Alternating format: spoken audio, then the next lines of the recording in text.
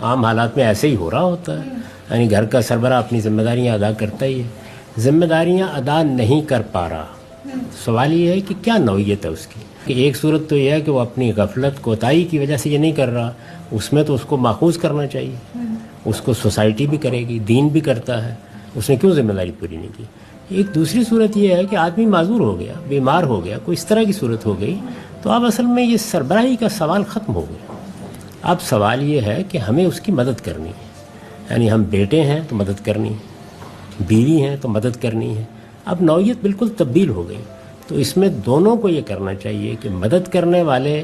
یہ خیال نہ کریں کہ وہ احسان کر رہے ہیں، اس مدد کی کل مجھے بھی ضرورت پڑ سکتی ہے، آپ کو بھی پڑ سکتی ہے، اور مدد لینے والا اب اپنی ساری ذمہ داریوں سے سبق دوش ہو کر چارپائی پر پڑا ہوا ہے، تو آج راہ کرم سربراہی کا خناس بھی نکال دے اپنے دماغ سے، مطلب وہ جو بیٹے ہیں یعنی یہ خیال کرے کہ بھائی اب مجھے یہ کام نہیں کرنا چاہیے۔